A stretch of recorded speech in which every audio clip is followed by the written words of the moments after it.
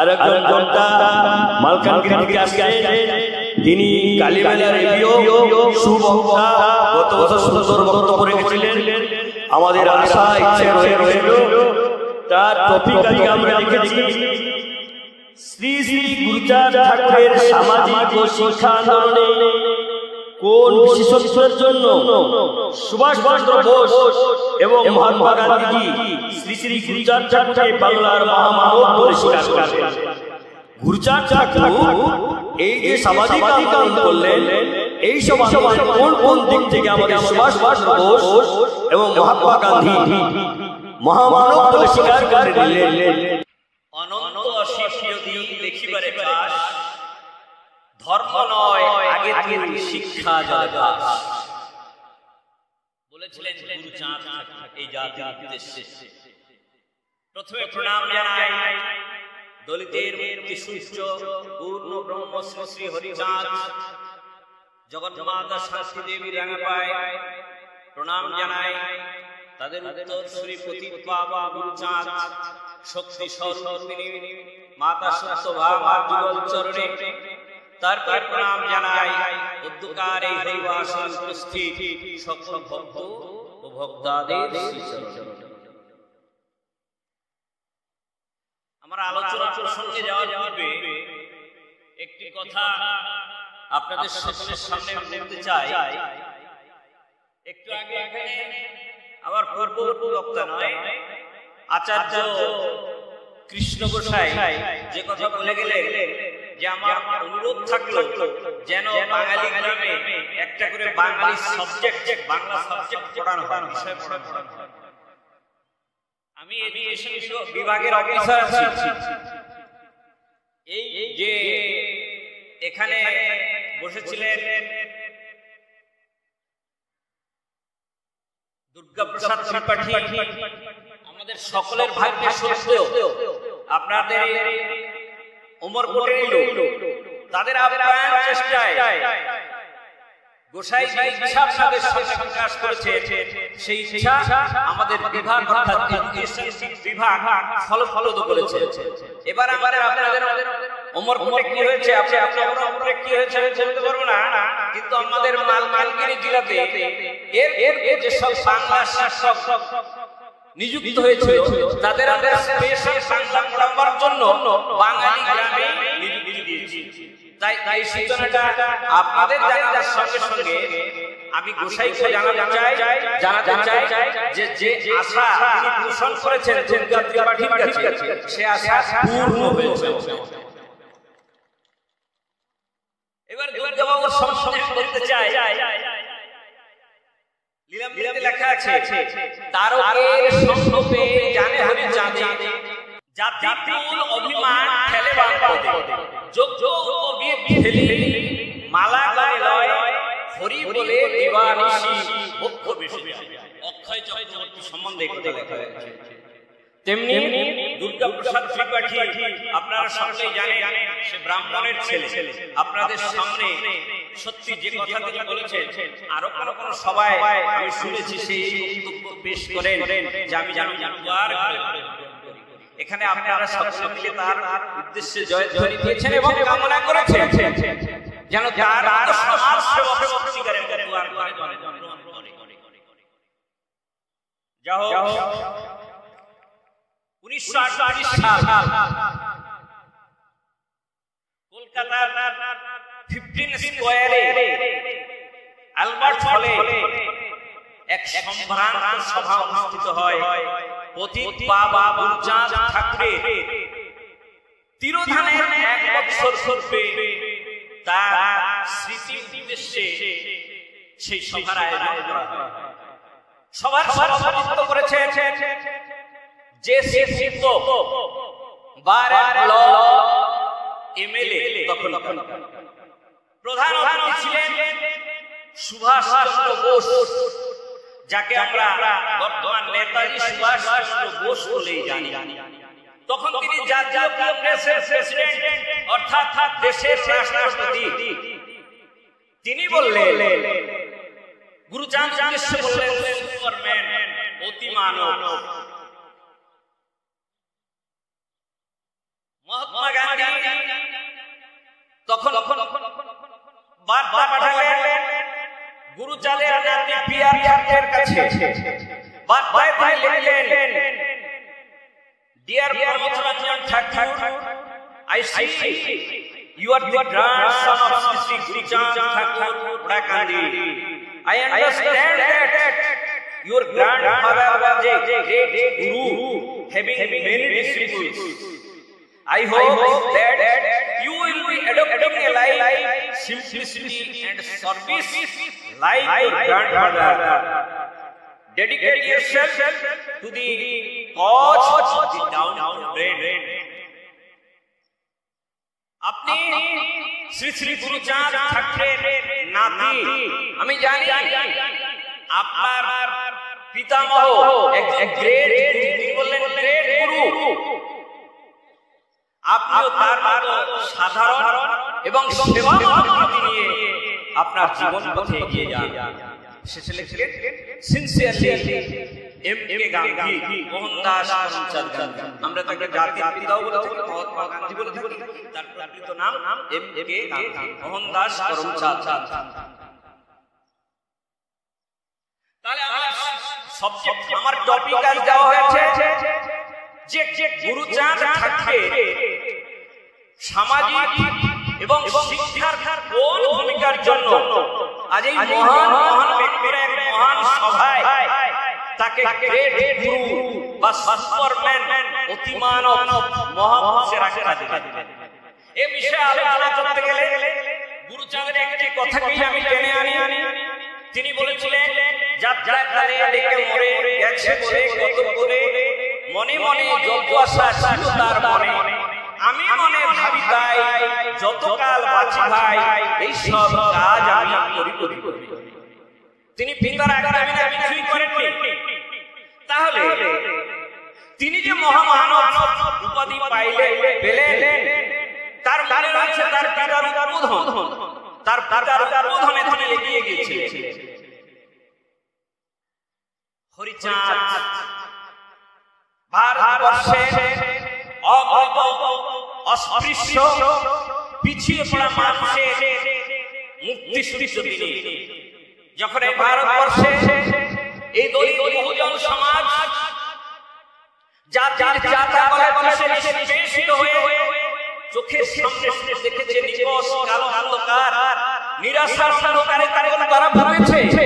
ওই কঠিন কালো অন্ধকারকে ভেদ করে ভারতবর্ষের সুপ্রাকাশ হয়েছিল এই দলিতের মুক্তি সূর্য পূর্ণ ব্রহ্ম শ্রী হরিচাঁদ।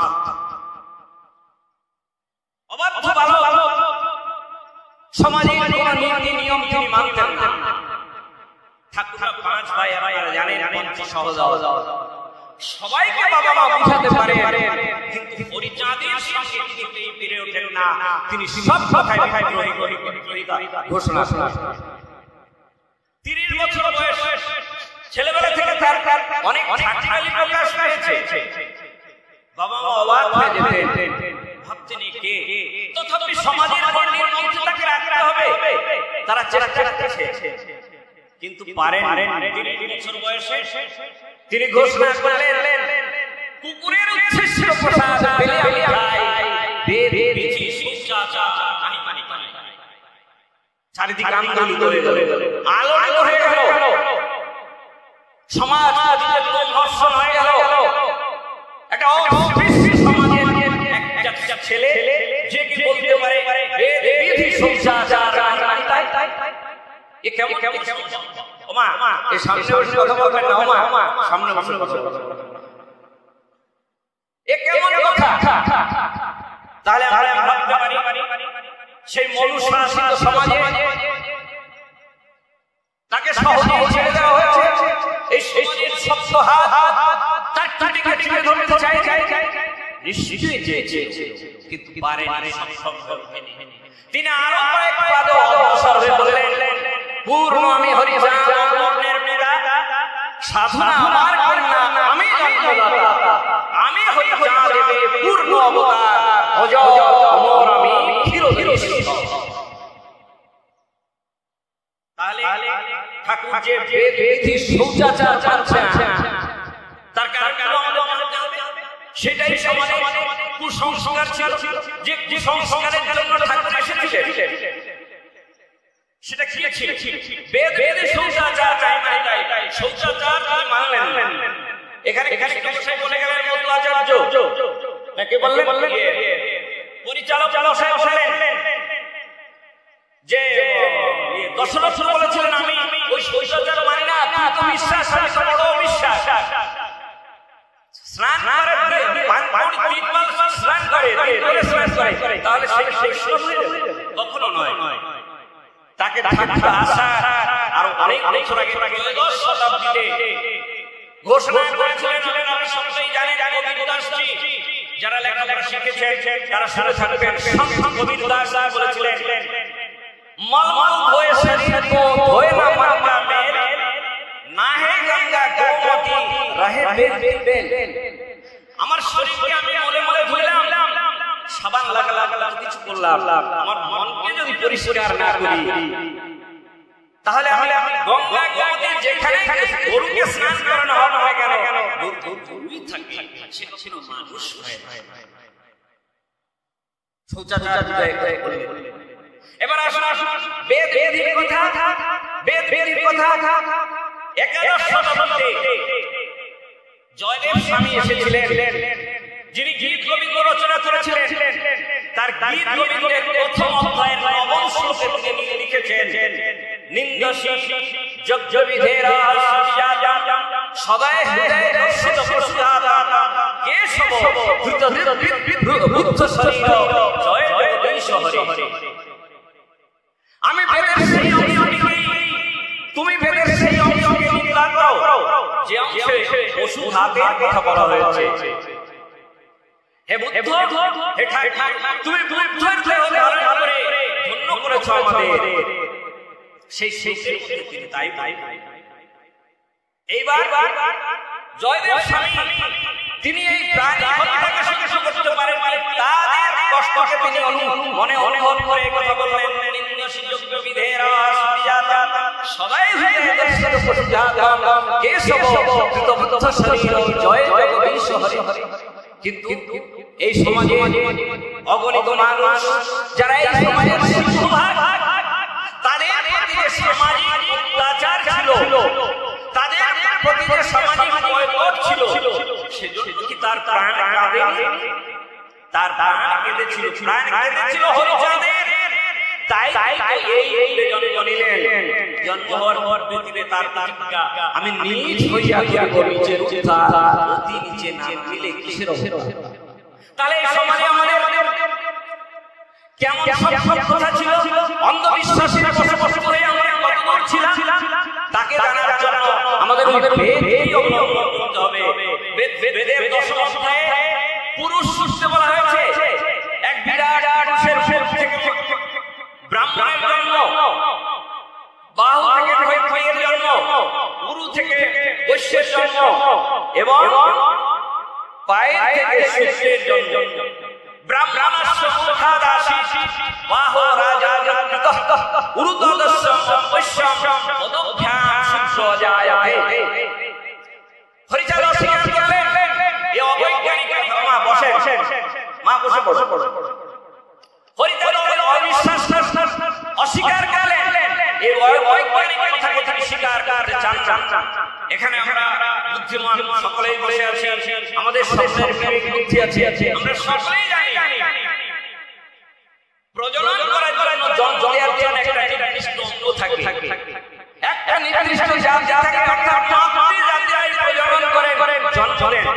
কিন্তু এখানে বলা হচ্ছে এক বিরাট পুরুষের মুখ থেকে এক জাতির জন্ম, বাহু থেকে এক জাতির জন্ম, উরু থেকে এক জাতির জন্ম, আর পায়ের থেকে আরেক জাতির জন্ম। এটা কিছুতেই স্বীকার করে না। তাই তিনি বললেন, বিধি আমি মানি না, এটা বিধির কথা, বেদের কথা। আর বলছে, বেদ বলছে একে নামে পুরুষে না প্রভু কর্ম সমাদিশ এতে শাস্ত্র বর্ণনা সুসংসা অনুসূয়া। কি বলছে? একে নামে পুরুষে না, আপনাদের একটাই কাজ, যে উপরে যে শ্রেণী আছে সেই বর্গের অনুসূয়া না করে, আমরা বিরক্তি প্রকাশ না করে তাদের তাদের সেবা করবে। এটা ঠিক মানলেন না? সকলে আমার সন্তান, ওই ব্রাহ্মণ যেমন আমার সন্তান, এই স্পৃষ্ট শ্রেণী আমার সন্তান। আমরা জানি জীব যেখানে জীব আছে সেখানে জীব আছে। তাই বললেন নাও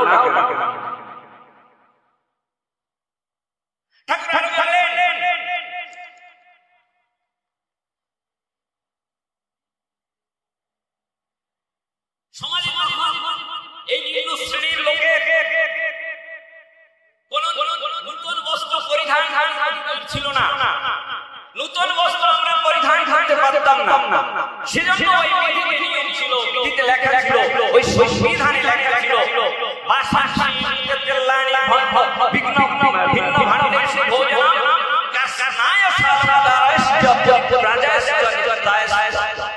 অর্থাৎ বছর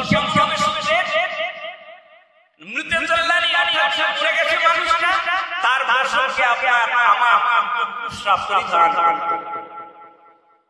ভিন্ন যে ভেঙে গেছে তাতে আমাদের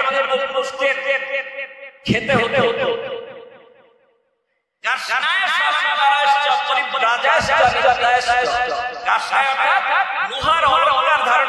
এখনো আমার মায়েরা ওই লোহার খাড়ু বলে সেটাকে পরিধান করে। এটাকে কেন প্রচলন করা হয়েছিল? যে তখন ওই লোহার যদি কাউ করো নারী হাতে দেখতো, ব্রাহ্মণরা বা উচ্চকুলের লোকেরা নিজেদের সংযত করে নিত, যাতে ওই নিম্ন জাতীয় অস্পৃশ্য জাতির কোন মেয়ের ছায়া ঠাকুর এটাকে তাই আরো বসন্ত সম্বন্ধে বলছে বদ্ধং সংযহন যথা শাস্ত্রজ্ঞায় বদ্ধ বাসান সঞ্জীব সজ্জাস্তা রাজা রূপা আজ্ঞায় অর্থাৎ রাজা আজ্ঞায় যাকে বধ করা হবে তার বস্ত্র পরিধান করবে শুদ্ধ, তার অলংকার পরিধান করবে, তার সজ্জায় ঠাকুর বললেন না আমি মানি না। ঠাকুর বললেন আমি মানি না।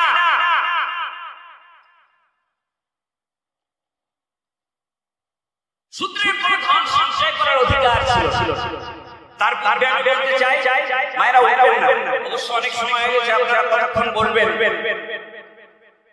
কিন্তু একজন আলোচক যদি দাঁড়ায়, তার মনে ইচ্ছা থাকে যে সকলে বসে তার অবশ্য শাস্ত্রসম্মত কথাই আমি বলছি, আমার মন থেকে কথা আমি বলছি। এখানে অনেক মায়েরা বসে রয়েছে, শুনলে আশ্চর্য হবে, লজ্জা আপনারা লুকাবেন। এই অস্পৃশ্য সমাজে কেমন অত্যাচার সেই সময় করা হতো। কেরলের ভাইরকম বলে এক রাজ্য ছিল, তখন তো আমাদের ভারতবর্ষ ছোট ছোট রাজ্যে বিভক্ত। সেখানকার যে রাজা ছিলেন, সেখানে সেই রাজা নিয়ম প্রচলন করা হয়েছিল অস্পৃশ্য জাতীয় লোকেরা কোমরের উপরে করে কোনো আবরণ রাখতে পারবে না, মেয়ের কোনো আবরণ রাখতে পারবে না। লজ্জা নারী ভূষণ, একটা মাকে তার লজ্জা নিবারণ করার বস্তু দেওয়ার অধিকার ছিল। তার লজ্জাকে সে নিবারণ করতে পারবে না, ঢাকতে পারবে না। ভাবতে পারে কেমন আজ আমাদের এখানে এনে দিয়েছি। প্রথমে প্রতিবাদের সব বললেন নাঙ্গেলি বলে একটা মা, সে বললেন হ্যাঁ ওখানে নিয়ম ছিল যদি তুমি তোমার স্তন থাকতো তাহলে তোমাকে কর তাকে ইংরেজিতে এখন বলছে ব্রেস্ট ট্যাক্স। আপনারা নেটে খোঁজ করবেন ব্রেস্ট ট্যাক্স বলে মারলে বেরোবে। সে বলছে আমি দেব, আমি ট্যাক্স দেব, খাজনা দেব, তথাপি আমার নারীত্বকে আমি লুকাবো, আমার উচ্চকে আমার সম্ভ্রমকে আমি লুকাবো। ওই ট্যাক্স কালেক্ট করে তার বাড়ি থেকে, এবং ট্যাক্স কেমন হবে দেওয়া, আমি আপনাদের সন্তান, আমি আপনাদের ভাই, সমাজের প্রকৃত কথাগুলো আপনাদের সামনে তুলে ধরছি। লজ্জায় যদিও আমার কণ্ঠ রোধ হয়ে আসে, তথাপি আমি বলতে বাধ্য। ওই ট্যাক্স কালেক্টররা নিজেরা ওই স্তনের আকার অনুযায়ী ট্যাক্স চিন্তা করতে পারেন না? চিন্তা করতে পারেন ভাইরা, এ কত বড় অত্যাচার এই অস্পৃশ্য জাতি। ঠাকুর সেটাকে স্বীকার করলেন, ঠাকুর সেটাকে স্বীকার করলেন না। পরবর্তী সময় গুলজার বললেন, শিক্ষা চাই, শিক্ষা চাই, ধর্ম চাই, শোষণ চাই, হতে চাই সাগর করতে চাই, দেশে থাকতে পাই, কেন করে মাথা হেঁটে? আমাদের ধন সঞ্চয় করার অধিকার আছে, সেজন্য ওই বিধিতে নিয়ম লেখা ছিল কোন অস্পৃশ্য সমাজের লোক ধন সঞ্চয় করতে পারবে না। সেজন্য লেখা ছিল जो लोग धमक जात्या दिवे दुष्ट समरी तमरा राजा धर्म विद्या शिक्षमेव प्रवास। जो अधम जातिया लोग যদি ধন সঞ্চয় করে রাজা নিয়ে ধন করে সে রাজ্য থেকে তাড়িয়ে এবং ওরা হয়েছে তাই হয়েছে।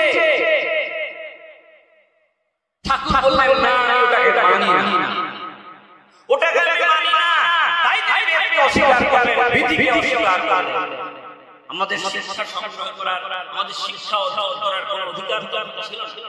সেজন্য এই বিধিতে নিয়ম লেখা হয়েছে ব্রাহ্মণস্য তপজ্ঞানম তপখ্যাস্য রক্ষণম বৈশ্যস্য তপবার্তা তপস্য সেবনম। ব্রাহ্মণস্য তপজ্ঞানম পাঠ যাকে বলে, পড়াশোনা করবে, জ্ঞান অর্জন করবে কেবল ব্রাহ্মণরা, ক্ষত্রিয়রা রক্ষা করবে, রাজ্য রক্ষা করবে, তারাও জ্ঞান অর্জন করবে না, তারা রাজ্য রক্ষা করবে। বৈশ্যরা কি করবে? পশুপালন এবং কৃষি করবে, আর শুধু তাদের সেবা করবে। ঠাকুর এটা অস্বীকার করলেন, বলেন আমি সেটা মানি না। শুধু যে ঠাকুর অস্বীকার করেছেন, শুধু যে হরিচাঁদ অস্বীকার করেছেন সে কথা নয়, অস্বীকার করবে করেছেন রবিদাস। আপনারা যারা রবিদাস বলেন তাকে সন্ত রবিদাস বলা হয়, আমরা যাকে রবিদাস বলছি সন্ত রবিদাস। তিনি বলেছিলেন এক পড়েগা এক করেগা এক করে व्यापार बाकी सब सेवा करे, ऐसा नहीं चाहा मेरा। सब पढ़ेंगे, सब लड़ेंगे, सब करेगा, सब करे व्यापार, सबकी सब सेवा करे, ऐसा चाहा मेरा। गुलचंद তাই এই সমাজে শিক্ষার ব্যবস্থা করে এ ব্যথাটা ছেলেবেলা থেকে হরিচাঁদ তাকে স্কুলে পড়তে পাঠিয়েছিলেন, কিন্তু কোনো উচ্চ জাতির ঘরে উচ্চ জাতির স্কুলে তাকে ভর্তি করা হয়নি। শুধু তিনি অস্পৃশ্য, নমশিক্ষক ছিল না, আমাদের চন্ডাল বলা হতো। এই চন্ডালের ক্ষেত্রে কোনো উচ্চ জাতির স্কুলে তাকে থাকতে দেওয়া হয়নি।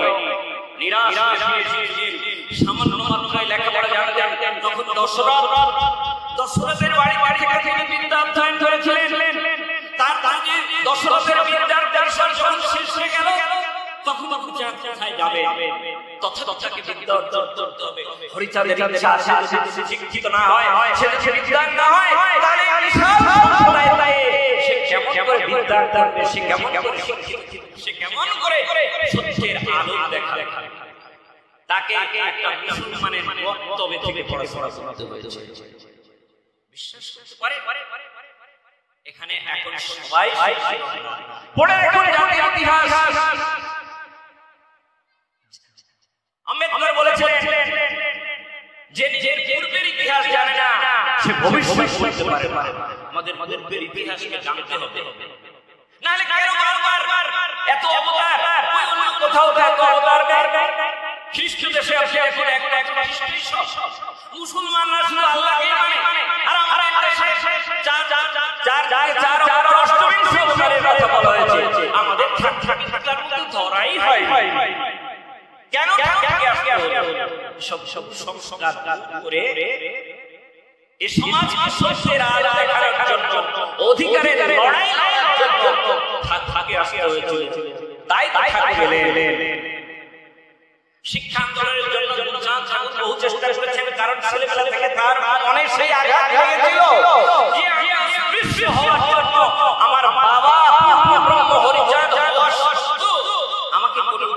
যাদের ভুলে নেওয়া হবে না, তাহলে আমার জাতি যাদের সমাজে প্রতিপত্তি নেই, যাদের সমাজে তার পরিচয় নেই, সে জাতিকে শিক্ষিত করবে। তাই চেষ্টা করে 1880 সালে তিনি নিজের আমিরাতে এসে তিনি বসালেন।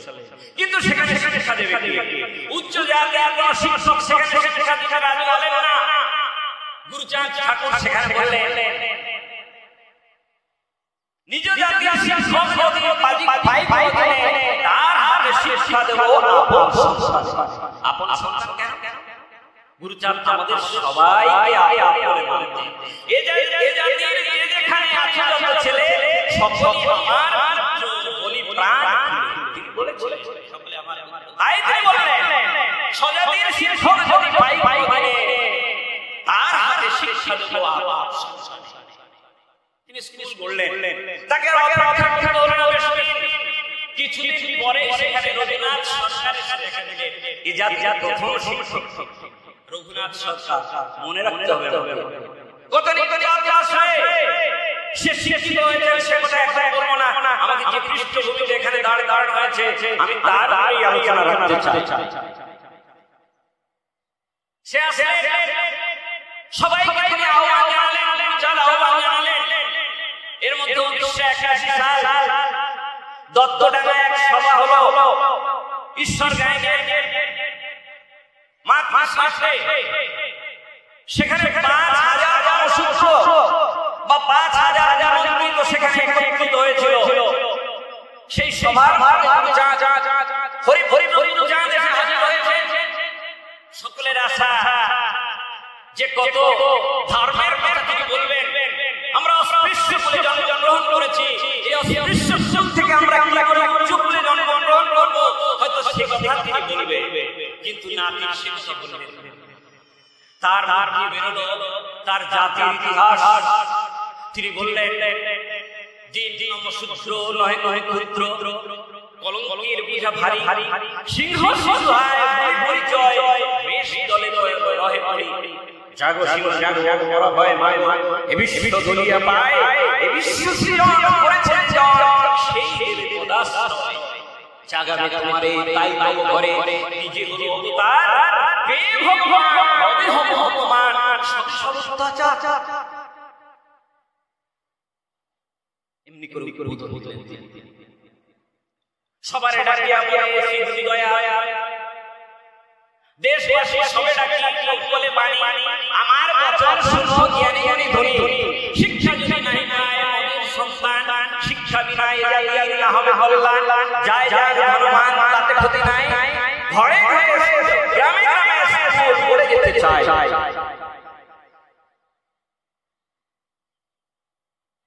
তিনি এই কথা বললেন, আহ্বান জানালেন সবাইকে স্কুলে আসার। সে আহ্বানে সাড়া দিয়েছিলেন, আপনারাও এখন সাড়া দিচ্ছে। তাই আমার পক্ষ থেকেও শিক্ষিত হয়েছে, আমি কিছু মাত্রায় শিক্ষিত হয়েছি, আমি এখন অধিকারী অধিষ্ঠিত হয়েছি। গুরু চালু চালেন, রাজা হতে যাও দাও রাজ ভাব, ভাব অনুযায়ী আসে ভাবের স্বভাব, যে জন যে ভাবে ভাবে সেই ভাবে পায়, ভিক্ষিকের ঘরে ঘরে বড় বড় একথা গুরুচাঁদ বলছেন।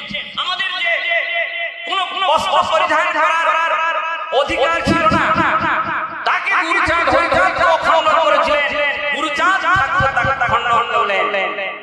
পড়বে আমার জাতির লোক রাজবেশ পরিধান করবে, তাই তো তিনি বললেন। এতকাল এইভাবে কাটিয়েছিলেন, বসন ভূষণে সব দিন হতে দিন। রাজা রাজা হতে যাও, ভাব অনুযায়ী ভাবে জীজন জীজন ভাবে ভাবে সেই ভাবে পায় পায় ঘরে বলে বলে কিভাবে যায়, কোনদিন যায় না। বাস্তব কথা যিনি কখনোই সরকার স্বপ্ন দেখেননি, এই করলে বলে সরকার যাবে তিনি কখনো বলেননি। যিনি বলতেন ভোগ হলে জাগে দেখ, কিছু নাই আমি বলি আপনার কি ছিল? আমার পিতৃপুরুষের কি ছিল? একখানা নতুন বস্ত্র পরিধান করার অধিকার ছিল না, সমাজে সকলের সামনে বেরোবার অধিকার ছিল না।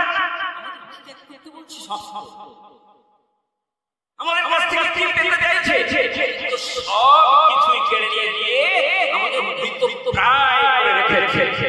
ওই মৃত্যু প্রায় জাতিকে সঞ্জীবনী নিয়ে জাগিয়ে গিয়েছিলেন ওই হরিচাঁদ, ওই দুইচাঁদ। তাই সমাজের কাছে, শুদ্ধ সমাজের কাছে, অস্পৃশ্য সমাজের কাছে তিনি দেবতা, তিনি ভগবান। যিশু একবার বলেছিলেন তার জাতিকে উদ্দেশ্য করে, I am the God your Lord, brought out of the state of slavery. আমি ভগবান তোমাদের বিধাতা, কারণ আমি তোমাদের ওই দাসত্বের থেকে মুক্ত করে এনেছি। তাহলে আমার ঠাকুর সে কথা বলতে পারে না? আমি ভগবান ঠাকুর যে কথা বলেন পূর্ণ, আমি হরিচাঁদ সাধু আমার কন্যা, আমি জনতা, আমি হরিচাঁদের পূর্ণ অবতার, অজর অমর, আমি ফির কোথায় পিতার ভুল। এই জাতিকে যে শিখিয়েছে, এই জাতিকে যে পড়িয়েছে, এই জাতিকে যে অধিকার দিয়েছে, সে কি ভগবান? নিশ্চয়ই পারে, কিন্তু আমরা তাকে স্বীকার করি না। একটু আগে কৃষ্ণ গোসাই এখানে বলে গেলেন, মতো আচার্য কৃষ্ণ গোসাই বললেন কুরলের পিছনে যদি আচার্য না থাকতো তাহলে সে কথাকে পদ্যস্থন্দে বলছে।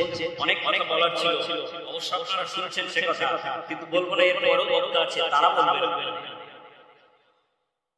বিশ্বের সভায় যারা পেয়েছে তারা কি করেছে মনে সেই সীতা কখন কেশে শক্তি ধর যার চরচরসে জাগিয়া উঠিল প্রাণ নবীন হারসে। কোন আলো ধরি ঘরে দিল আলো, কোন সে সরজে দিনে এত ভাষা ভালো। শিক্ষার তারা কোথা হতে পায়? আদি গুরু চাঁদ আদি শিক্ষা দেয়, সে গুরু চাঁদ নাম শত কাশিত যার ওরা কাটি দাম। কেহ আজ আহি করে তাহার সন্ধান, শুধু হলো না আমরা কি আমার পোশাক পরার অধিকার ছিল না, আমার অর্থ করার অধিকার ছিল না, আমার ভালো ভালো ঘরে সবার অধিকার ছিল না, যে সব কিছু আমাদের আদায় করে দিল তাকে আমরা স্বীকার। তাহলে কি আমরা দায়াত করে সমাজে পরিচিত হতে পারবো? যা হোক, বলার অনেক ছিল, আপনাদের মতো একটা সভা পেয়েছি, বলা প্রয়োজন, জড়িত সময়ের দিকে বিশেষভাবে খেয়াল রাখতে হয়। আপনারা এত সময় ধরে আমার কথা কিভাবে শুনলেন, সেজন্য আপনাদের অশেষ কৃতজ্ঞতা আমি জ্ঞাপন করছি। আমার আলোচনার শেষে আবার ব্রহ্ম হরিচাঁদ, মাতা শারদা দেবী, গুরু চাঁদ সত্যভামা এবং আপনাদের সকলের চরণে যায় আমার পূর্ণ প্রণাম জানিয়ে আমার বক্তব্য এখানে শেষ করছি। জয় হরিচাঁদ, জয় জয় চাঁদ, জয় সকল ভক্তবৃন্দে।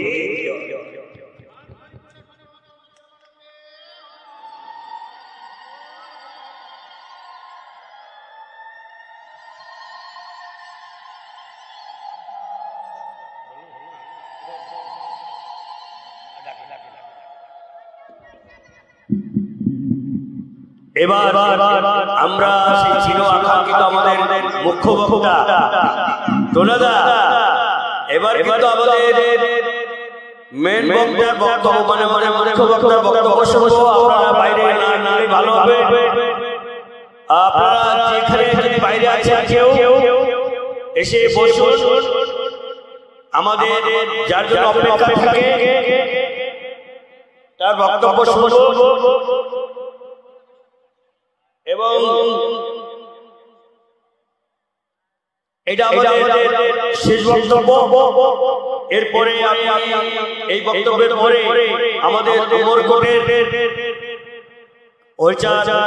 মন্দির কমিটির প্রেসিডেন্ট অরুণ সরকারকেও আমরা করবো আসতে। তো এখন আমি এখানে দেখতে পাচ্ছি আমার পাশে এই গৃহকর্তা আসছে।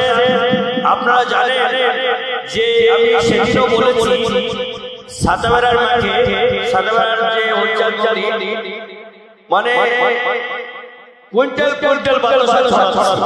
কারণ ছড়াই কেন? ঠাকুরের নামে যারা মানসিক করে, মানসিক পূরণের পরে যে আমি এই করবো সেই করবো, পুরো করলে বলে আগে কিছু ভালোবাসা দেবো বা শাড়ি দেবো, কাপড় দেবো, এবং ওখানে বিতরণ করেছিল। এটা খুব খুশি কথা। আমাদের এখানে আসলে বলুন আপনাদের কি অসুবিধা, আপনি নিজে বলে ভালো ভালো ভালো। শ্রী শ্রী শান্তি শ্রী শ্রী দাম দাম ভক্তের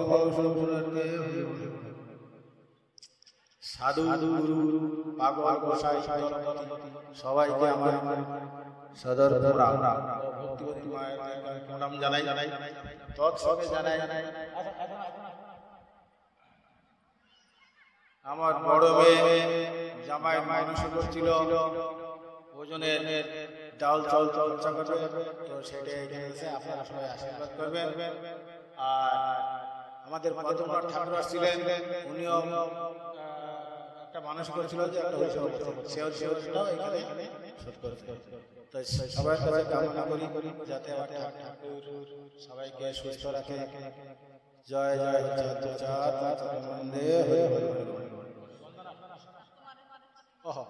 আর আমার জন্য একটা ঠাকুরের কাছে ছিল, কারণ আমার পেটে ব্যথা হয়েছিল, তো উল্টো ছিল, তখন মানুষ করছে হরিব হরিব।